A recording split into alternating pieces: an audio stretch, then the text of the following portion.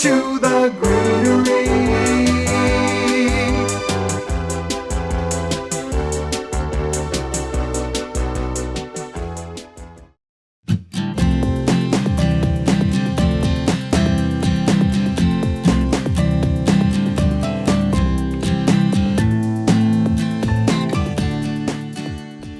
This next plant here is called Amaranthus Loves Lie Bleeding. It's down here. Does that not remind you of a Dr. Seuss book or what? So this plant typically would be best staked up in the center of a planter or in a large flower bed. They do get upwards of 3 feet tall. Full sun is great for them. They just come out with these unique, long, dangling clusters of fuzzy balls. So make a very interesting look in the landscape. This plant here is called the 4 o'clock plant or Marvel of Peru. Typically, varieties have dark green leaf with pink, yellow flowers. Most of the plants having both colors of flowers on one plant. This variety here is called Limelight Rose, so it has a chartreuse leaf with a bright pink flower. Now the flowers are currently closed in the day. They kind of roll up into a little ball like this, and they start opening up in the evening, and that's why it's called the 4 o'clock plant. So not exactly at 4, but sometime in the evening they'll start slowly opening up, and they stay open all night and will still be open in the morning. So you people that like getting up early will really enjoy this one. It'll be in full sight in the morning, and then by 11 o'clock or so they're pretty much finished closing up for the day. Now the reason they stay open at night is they get pollinated by the sphinx or hawk moth.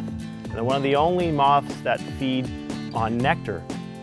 So this allows them to get their nectar because moths are only out at night and they don't have to compete with the butterflies, which are out in the day.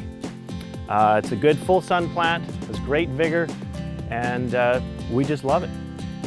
Here's 2 examples of some great perennials that can be used in containers. This first one down below me here is called Stokesia Peach's Pick, or common name Stoke's Aster. So it has a blue aster-like flower, starts blooming a little later in June and non-stop from that point on.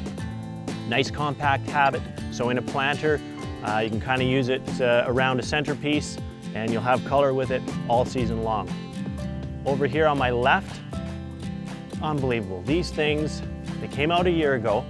They're a family of Conifolia, or an easier name would be red hot poker. This is called Papaya Popsicle. There are many other colors coming out in the series. Pineapple Popsicle and another one called Red Hot Popsicle. And they're just so bloom heavy. I just can't get over it. We've got about 10 to 12 new stalks coming up. It started blooming in June and we've done some deadheading. These 2 could probably be taken off soon, but just keeps pushing out more and more flowers all season long.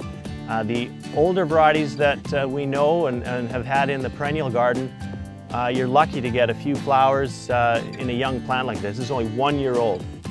So typically you'd have to grow a red hot poker for 4 years to get anywhere close to this kind of look. So it's a great plant for the center of a container. Blooms all summer long. I just love them. Another great long blooming tender perennial is the Galera. This is Beliza Dark Pink. Unreal. This thing starts blooming in June. We're looking at first, second week of September right now, and it's still pushing out new flowers, and it'll just get better as the late season continues here. As it cools down, the foliage will even brighten up. Little pink blotches will develop on them, rose stripes. So not only do you have the great flowering habit of this tender perennial, but you have beautiful foliage as well in the very late summer, early fall. Just a great container plant.